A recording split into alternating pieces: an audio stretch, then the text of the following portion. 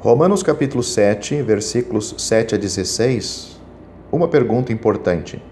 A lei é pecado? Que diremos, pois? É a lei pecado? De modo nenhum. Mas eu não conheci o pecado senão pela lei, porque eu não conheceria a concupiscência se a lei não dissesse não cobiçarás? Mas o pecado, tomando ocasião pelo mandamento, obrou em mim toda a concupiscência, porquanto sem a lei estava morto o pecado. Eu, em algum tempo, vivia sem lei, mas, vindo o mandamento, reviveu o pecado e eu morri. E o mandamento que era para a vida, achei eu que era para a morte. Porque o pecado, tomando ocasião pelo mandamento, me enganou e por ele me matou. E assim a lei é santa e o mandamento santo, justo e bom. Logo tornou-se o bem em morte? De modo nenhum. Mas o pecado, para que se mostrasse pecado, operou em mim a morte pelo bem, a fim de que, pelo mandamento, o pecado se fizesse excessivamente maligno. Porque bem sabemos que a lei é espiritual, mas eu sou carnal, vendido sobre o pecado. Porque o que faço não o aprovo, pois o que quero, isso não faço, mas o que aborreço, isso faço. E, se faço o que não quero, consinto com a lei que é boa. Notas sobre esses versículos. Versículo 7. O apóstolo agora repete a expressão que ele tem usado várias vezes, que diremos, pois? Em vista do que foi exposto, qual é a opinião ou a conclusão que podemos chegar? Ele responde com outra pergunta: é a lei pecado? A pergunta surge por causa do que ele tinha acabado de afirmar, que, quando aqueles a quem ele escreveu estavam no estado não regenerado, eles manifestaram as paixões pecaminosas. Estas eram estimuladas pelas proibições da lei, elas operavam por meio dos membros do corpo e produziam fruto para a morte. Parece razoável sugerir, portanto, que a ligação entre o pecado e a lei provou que a lei era má? A esta sugestão o apóstolo rapidamente responde: de modo nenhum. Ele não tolerará isto nem por um momento. Agora começa a sua defesa da lei. A palavra traduzida mas, na versão corrigida, seria melhor traduzida entretanto. Ele vai dizer que, embora a lei forneceu uma oportunidade para o pecado, ela não era a causa do pecado. Se um pecador pudesse provar que a lei era pecaminosa e que era a razão do seu pecado, ele tinha uma causa boa para apresentar em sua defesa. Isto, entretanto, não é o caso. A lei não era pecado. Por causa da sua própria natureza, as suas proibições faziam o pecado se rebelar e fazer o que a lei claramente proibia, ou recusar fazer o que a lei afirmava ser correto e adequado. O efeito da lei era tornar o pecado conhecido, mas, em si mesma, a lei não era má. Aqui o apóstolo está claramente falando da sua própria experiência. Sem dúvida, esta era a melhor maneira de transmitir o seu parecer àqueles a quem escrevia. Ele afirma que o seu conhecimento presente de pecado não teria sido tão específico se ele não tivesse conhecido a lei. Isto também indica que ele está admitindo que ele não estaria tão cônscio de ser pecador se não fosse pela lei. Sua linhagem, como um fariseu justo aos seus próprios olhos, apresentada em Filipenses capítulo 3, testifica que ele pertencia a um grupo que dificilmente admitiria que era pecador e tão culpado diante de Deus quanto os demais. A parábola da oração do fariseu e publicano, contada pelo Senhor, testifica desta convicção farisaica. Antes da sua experiência na estrada de Damasco, Paulo era um homem religioso, justo aos seus próprios olhos. Ele respeitava a lei e, de fato, se esforçava para guardar os mandamentos, mas não estava disposto a reconhecer, se realmente ele tivesse consciência disto, que a lei o condenava. Ele continua dizendo que não tivera conhecimento da concupiscência, ela não tinha sido a sua experiência. A inclinação para seguir práticas sensuais não era uma força constrangedora nele, até que a lei disse: não cobiçarás. Em si mesmo, ele não conhecia a cobiça até que o 10º mandamento da lei veio à sua atenção. Não havia nada de errado com esta parte do Decálogo. Aliás, não havia defeito na lei. Ela meramente mostrou-lhe como o pecado é pecaminoso. O 10º mandamento não é mais importante do que os demais. Entretanto, vemos claramente, por causa da sua natureza geral, não cobiçarás, que o princípio contido nele é aplicável aos outros. Se não fosse pela proibição que revela que o desejo de ter o que é proibido é pecaminoso, ele não teria consciência do pecado de cobiça. Por ser um dos 10 mandamentos, cobiçar coisas proibidas era de fato contra a vontade de Deus, visto que era a sua vontade que estava expressa neles. Se ao tentar diminuir o grau de culpa, fosse argumentando que havia desejos, mas que estes não eram cobiça, tal defesa não teria fundamento? Cobiça não é medida em graus no que diz respeito à lei. A lei distintamente diz: não cobiçarás. Qualquer violação disto é pecado. Versículo 8. Neste versículo, o culpado é o pecado. A lei não tinha culpa. Sem dúvida, ela despertou o pecado por causa das suas restrições, dava ao pecado uma desculpa, uma razão de se esforçar e causar devastação. Paulo diz: ela obrou em mim toda a concupiscência. Ele não reconhecia a tendência de cobiçar até que a lei disse: não cobiçarás. Aqui, ele desenvolve o pensamento expresso no versículo anterior ao declarar que era toda sorte de concupiscência. Versão atualizada. Não estava restrita a uma única ocasião. As comportas, por assim dizer, foram abertas. O pecado aproveitou todas as possibilidades que tinham vindo à luz por causa das restrições da lei e produziu toda forma e reações pecaminosas. A palavra que o apóstolo usa para descrever a operação do pecado nele é usado em Romanos capítulo 1, versículo 27, Romanos capítulo 2, versículo 9, e capítulo 4, versículo 15, e capítulo 5, versículo 3, transmite o sentido de conduzir algo ao seu fim, como em Filipenses capítulo 2, versículo 12, desenvolvei a vossa salvação. Versão atualizada. Descreve a eficácia e energia do pecado. A função do pecado é conduzir à ruína? Aqui no versículo 8, Paulo afirma que o pecado tomou ocasião pelo mandamento que meramente indicava qual era o verdadeiro caráter da cobiça. O pecado, entretanto, tirou proveito disso e apresentou todos os tipos de cobiça que estavam dormentes antes da lei despertar a concupiscência. Embora o culpado verdadeiro foi identificado, Paulo deixa claro que sem a lei o pecado está morto. Aqui, ele personifica o pecado para colocá-lo na sua perspectiva correta. O fato da expressão significa que estava dormente, estava dormindo.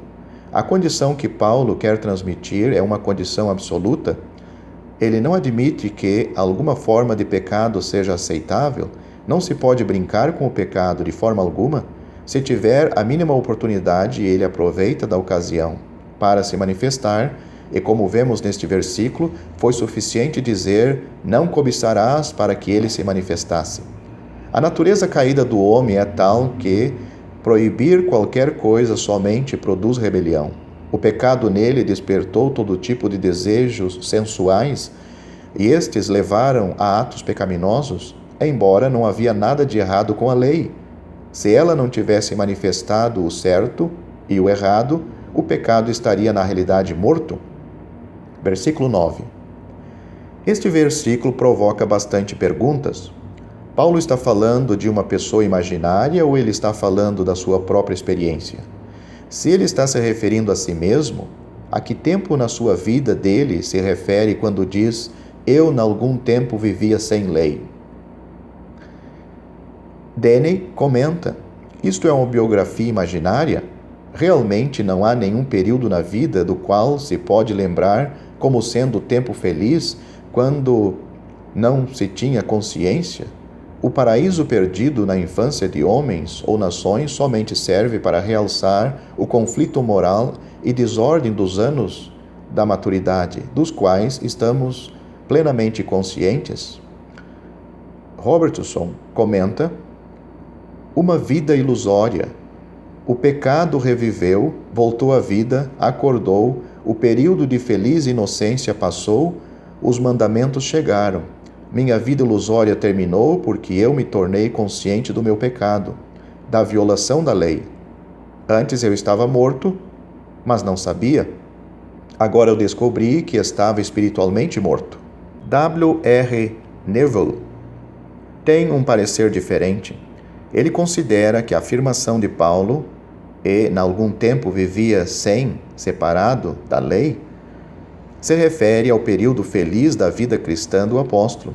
Ele diz que Paulo não afirmaria que um homem morto em ofensas e pecados estava vivo. Ele também não considera que o tempo ao qual Paulo se refere inclui seus dias de perseguição, quando ele era extremamente zeloso das tradições de seus pais.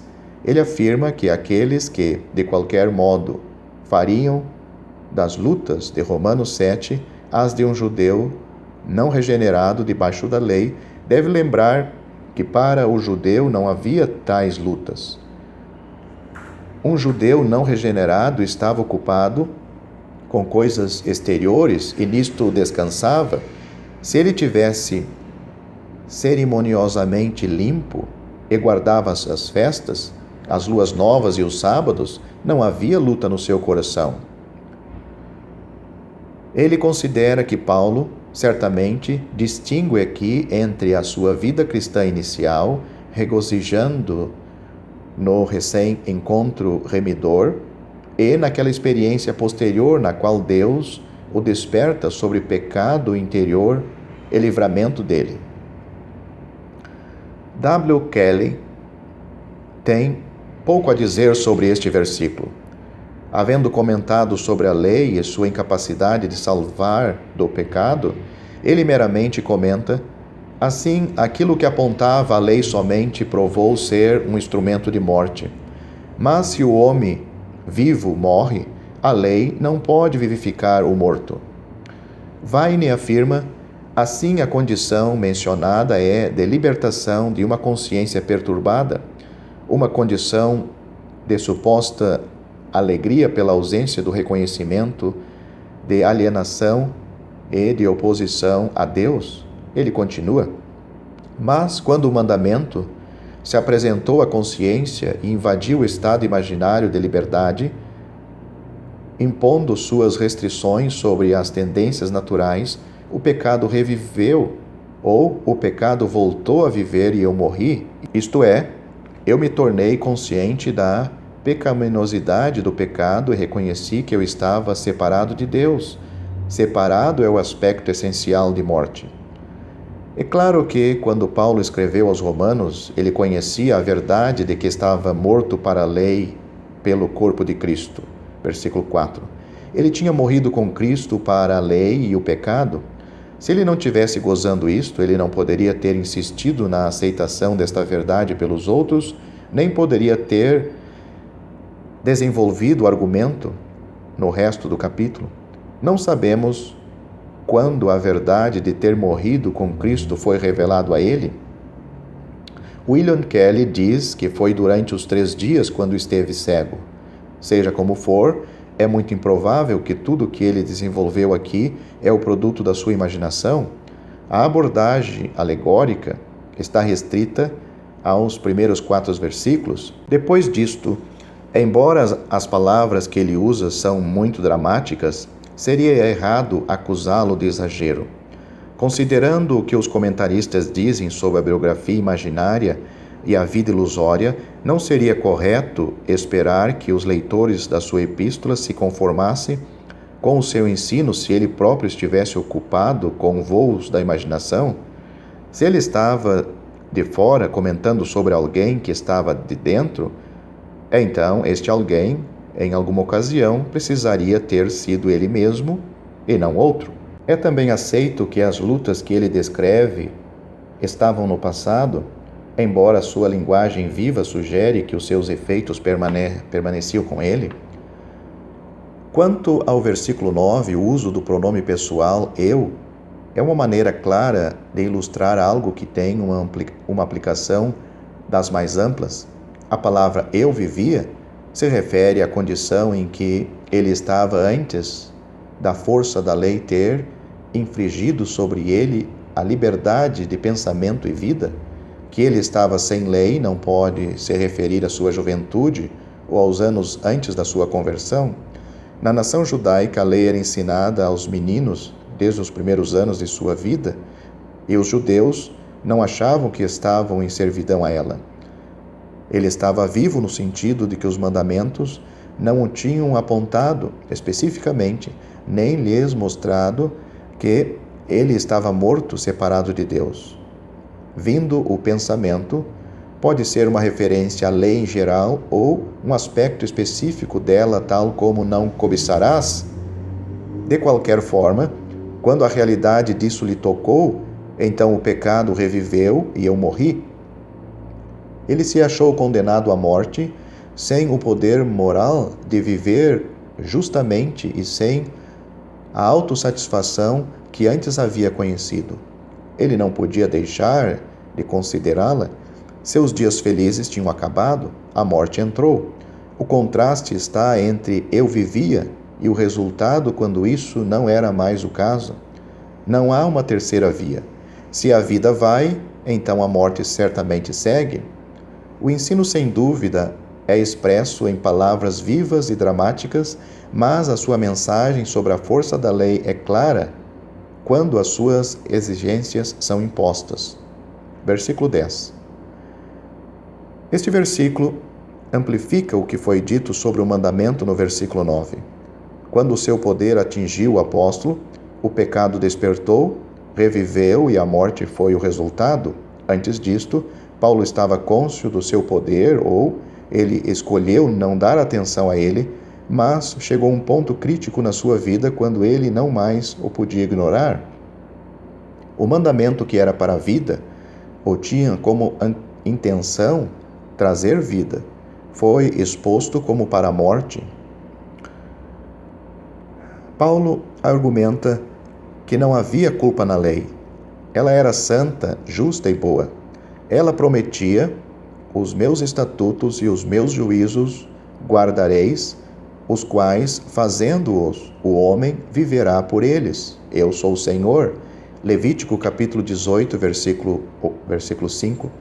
A lei indicava o caminho à vida, mas todos os seus apelos à conformidade aos seus padrões eram vãos, e no final o pecado reviveu e matou o enganado. Entretanto, a lei, embora sem poder para ajudar e sem misericórdia para com o pecador, é sem defeito. A culpa estava na raiz pecaminosa no homem.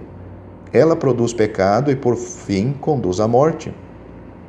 O versículo que Paulo menciona, Levítico capítulo 18, versículo 5, é da lei de santidade e castidade. Uma passagem bem conhecida dos judeus. A parte específica mencionada deixa claro que para obter a vida era necessário fazer tudo o que Deus mandava. A impossibilidade de encontrar vida, naquele princípio, é declarado neste versículo. Achei eu que me era para a morte. Mais adiante na epístola, em capítulo 10, versículo 5, o apóstolo cita Levítico capítulo 18, versículo 5, para mostrar novamente a impossibilidade de encontrar vida neste princípio. Aliás, haveria desespero total se não fosse pela declaração de que havia uma justiça que poderia ser obtida sobre outro princípio, o princípio de fé. Entretanto, não era a intenção daquele que deu a lei introduzir morte através dela. O Senhor deixou isto claro na sua resposta à pergunta do doutor da lei: que farei para herdar a vida eterna? Ele citou a lei corretamente e o Senhor lhe disse: Respondeste bem, faze isto e viverás. Mas ninguém alcançou a vida por guardar a lei. Pelo contrário, ela revelou a raiz amarga do pecado na humanidade. A palavra achei é passiva no grego. Significa que foi achado para Paulo, veio a ele sem qualquer busca da sua parte. Ele não estava seguindo os mandamentos para obter vida, mas ele reconheceu através deles que, embora prometia vida, a raiz amarga nele não podia corresponder. Em vez disto, os mandamentos conduziam à morte. Versículo 11.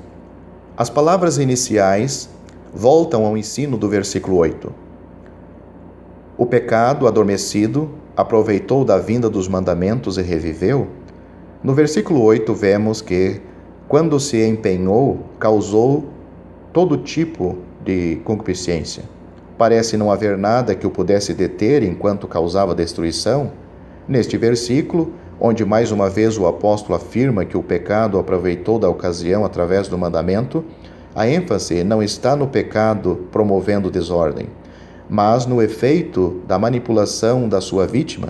Ele enganou e, como resultado, o enganado foi morto. Como mencionado no versículo anterior, o ensino aqui é como uma referência a Gênesis capítulo 3, versículo 13. Ali o engano do pecado é manifestado. A mulher disse: a serpente me enganou e eu comi. Mais tarde, na sua epístola a Timóteo, Paulo afirma: Adão não foi enganado, mas a mulher, sendo enganada, caiu em transgressão. 1 Timóteo capítulo 2, versículo 14. Aos Coríntios, ele escreveu: mas temo que, assim como a serpente enganou Eva. 2 Coríntios capítulo 11, versículo 3. O mandamento era claro: não comerás, mas Satanás enganou a mulher. Adão desobedeceu.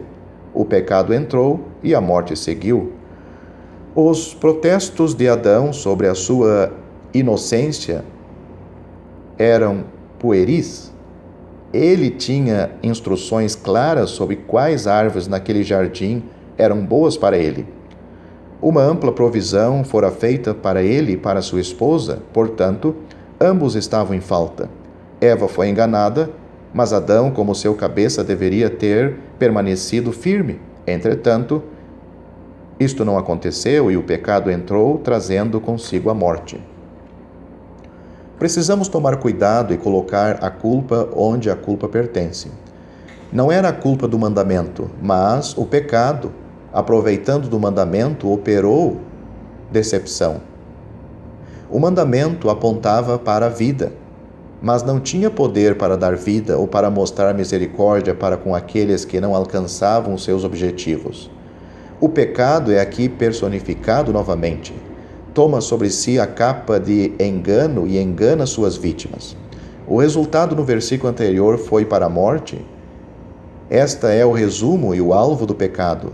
Neste versículo, este pensamento é intensificado e o resultado final é que aquele que é enganado é morto. Obviamente, a escolha de palavras tem como propósito expressar o poder do pecado e o terrível fim de todos os que são levados pelos seus enganos. Versículo 12. A pergunta feita no versículo 7, que diremos, pois? É a lei pecado? É respondida aqui. O raciocínio do apóstolo estava se dirigindo a este ponto. O pecado é visto como tomando toda a vantagem dos preceitos da lei. No caso do apóstolo, colocando-se como exemplo, o pecado foi visto como o verdadeiro culpado. Não havia culpa na lei. Ela era santa, justa e boa. Era a lei de Deus e tinha o seu caráter. Ele era santo e a sua lei também era santa. Agora temos uma mudança. A lei e o mandamento são apresentados juntos.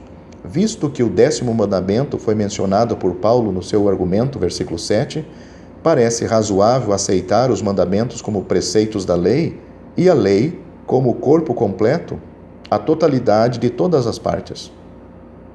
A descrição tripla não deixa lugar para dúvidas ou para tratar a lei em parte ou como um todo. como não sendo uma revelação de Deus, o salmista disse: as palavras do Senhor são palavras puras, como prata refinadas em forno de barro, purificada 7 vezes. Salmo capítulo 12, versículo 6. Além de ser santa, a lei é justa. A sua justiça não pode ser negada. Ela talvez não pode salvar ou mostrar misericórdia àqueles que não podem guardá-la, mas a sua justiça não pode ser colocada em dúvida. Fazer isto seria lançar dúvidas sobre o caráter justo de Deus, e qualquer sugestão disto é totalmente repreensível. O terceiro aspecto na defesa da lei é que ela é boa. Poderíamos pensar que deveria ser intrinsecamente boa, mas aqui o apóstolo usa outra palavra, sugerindo aquilo que é útil e benéfico. Isto lança outra luz sobre a lei. Ao invés de ser um mestre duro, exigindo o máximo daqueles que lhe são sujeitos, ela é agora vista como tendo características boas. Ela foi planejada para a bênção do homem, não para o seu dano, embora, em alguns casos, tenha sido associada com o pecado nesta epístola. O pecado e a lei estão em extremidades opostas. A lei muitas vezes recebe a culpa quando o culpado verdadeiro é o pecado proveniente da raiz do mal do homem e no homem. Do ponto de vista de Paulo, a lei é santa, justa e boa. Versículo 13. Este versículo é um resumo deste trecho. Desde o versículo 7, muitas facetas da lei têm sido apresentadas. Seu relacionamento com o pecado foi esclarecido. Embora usada pelo pecado como base da qual operou destruição e ruína, não havia nada de errado com a lei. Ela era santa e justa e boa. Assim, em conclusão, Paulo faz outra pergunta. Logo tornou-se o bem em mal? Nisto há uma semelhança com o que foi apresentado no versículo 7. Ali ele negou enfaticamente que a lei era má. Aqui ele rejeita convincentemente que a lei, que era boa, causou a morte. O culpado era o pecado, que usou a lei para alcançar os seus alvos, mas estes alvos levaram à morte, que ele, obviamente, quer retratar como o fim inevitável. Como no versículo 12, a palavra bom aqui tem o mesmo significado. Aquilo que foi designado como bom tornou-se-lhe em morte? Imediatamente ele rejeita tal ideia. De modo nenhum, esta sugestão era um insulto ao caráter de Deus? A lei não foi dada para incapacitar aqueles que estavam debaixo dela. Se seus princípios fossem seguidos, poderia apontar a vida, mas se fossem ignorados ou rejeitados, a mesma lei condenava e não mostrava misericórdia. Ela podia levantar o caído. Ao prosseguir com seu argumento, ele afirma: mas o pecado, para que se mostrasse pecado, indica que podia ser reconhecido pelo que era. Apesar das tentativas de muitos de camuflá-lo, quando surge na vida é visivelmente mal. Diferente da lei, não há nada benéfico nele. A lei pode apontar para a vida, mas o pecado conduz à morte. Aqui Paulo destaca a terrível pecaminosidade do pecado que usava a lei, que era em si útil, benéfica e boa para efetuar a morte. Falando de um modo pessoal, ele diz: operou em mim a morte e fez isto pela lei que é boa. Embora o apóstolo se refere a si mesmo na frase operou em mim a morte, ele provavelmente está somente se usando como uma figura para ilustrar como a lei afeta as pessoas. Ele dá forma a um molde na qual outros podem se encaixar, para mostrar-lhes como o pecado opera através dos mandamentos, para que a insuperável pecaminosidade do pecado possa ser realizada. Versículo 14. O que Paulo tinha a dizer na primeira metade deste versículo é claramente acerca da sua própria experiência. Ele deduz que seus leitores sabem muito bem, assim como ele também sabe, que a lei é espiritual. Todos eles estavam plenamente conscientes deste fato. Outras coisas talvez poderiam ser pensadas sobre a lei, mas não havia argumentos sobre este aspecto da sua natureza. A palavra espiritual é outra palavra que Paulo usa muito. Em mais de 20 ocorrências dela no Novo Testamento, somente 2 não estão nos escritos de Paulo. É um objetivo que indica a qualidade de coisas que têm a sua origem em Deus, que vêm de Deus e que são apoiadas e controladas pelo Espírito Santo. Anteriormente, nesta epístola, Paulo expressou o seu desejo de visitar os romanos para que lhes pudesse comunicar algum dom espiritual. Romanos capítulo 1, versículo 11. Neste caso, o objetivo qualificativo indicou que o dom não era o do mundo material. Não era este tipo de dom. Estava inteiramente em outra categoria. O que ele queria comunicar era do reino espiritual, um dom que seria caracterizado pelo poder do Espírito. Aqui Paulo afirma que a lei era espiritual. Ele já tinha falado que era santa, justa e boa no versículo 12. Isto não poderia ser dito dela se ela tivesse sua origem no homem, visto que vinha de Deus, tinha a marca da aprovação de Deus. O seu caráter está associado a ela. O poder por trás dela, quando aplicada corretamente, era o Espírito de Deus. O contraste entre a lei e Paulo, quando ele contempla sua própria fraqueza humana, é que uma é espiritual e o outro é carnal, isto é, relativo à carne, indicando a fraqueza da natureza caída. As últimas palavras do versículo amplificam o que ele falou sobre ser carnal. Ele estava vendido sobre o pecado. Ele era um escravo do pecado, totalmente sob o seu domínio. O uso da palavra traduzido sob enfatiza o controle do pecado. A forma das palavras sugere que, enquanto ele pouco podia fazer a não ser pecar, quando o pecado o instigava, ele não estava contente com isto. Ao prosseguir com seu argumento, fica aparente a sua falta de satisfação consigo mesmo por permitir que o pecado o domine. A palavra vendido está na voz passiva no grego, indicando que o desejo de pecar e o ímpeto resultante disto não era dele. O pecado era a força motriz que o levava a praticar atos pecaminosos. Ele pouco podia fazer sobre isto, porque ele era escravo do pecado, totalmente entregue ao seu mandato.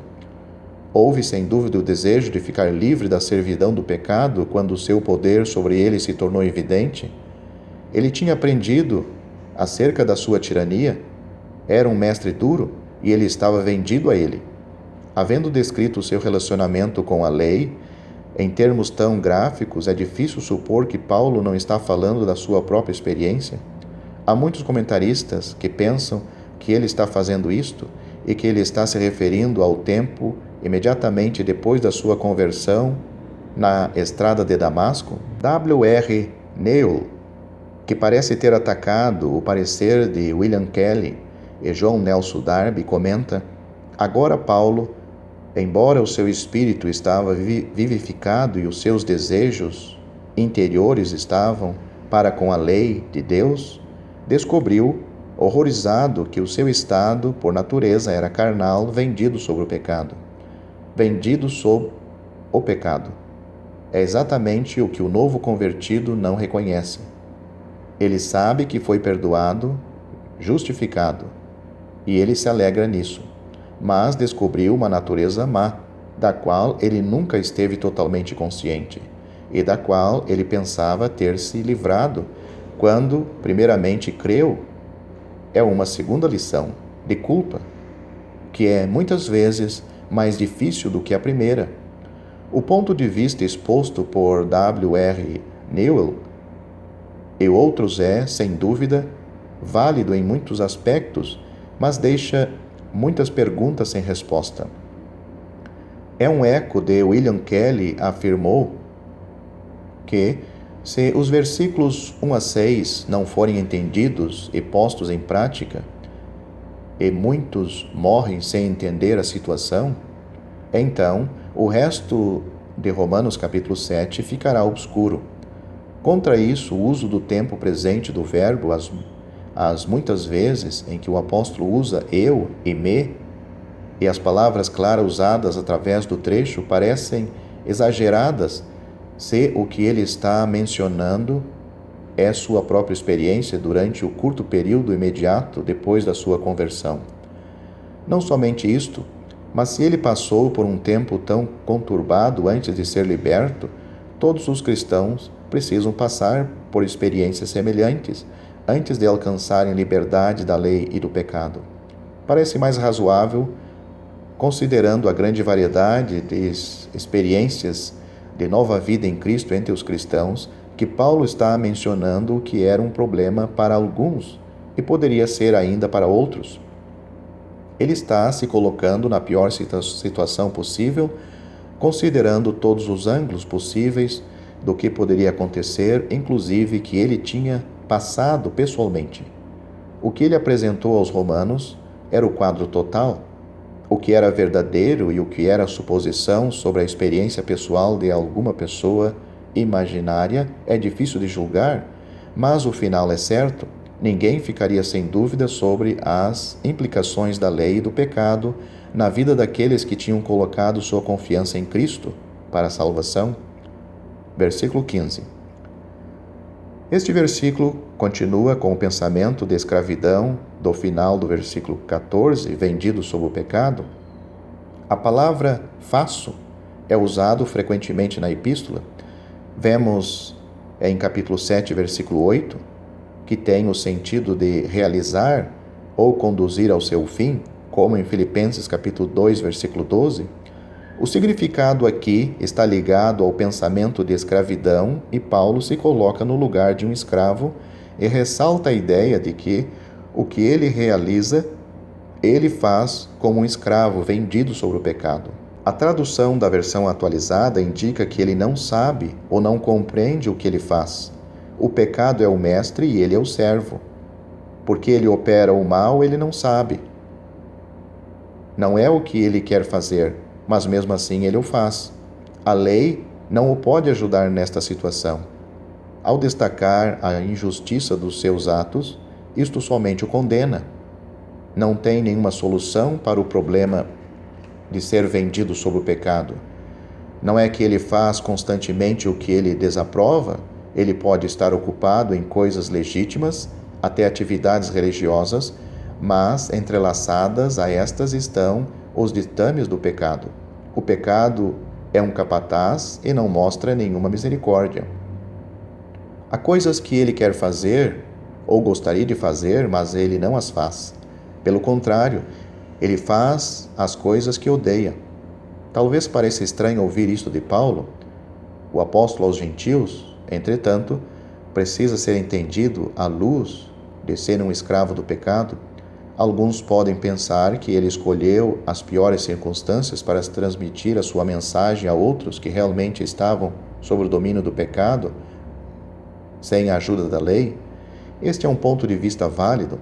Paulo não está escrevendo uma autobiografia e, no entanto, da sua vasta experiência, ele está plenamente cônscio de como a lei e o pecado afetam outros e até mesmo a ele. A linguagem que ele usa é claro.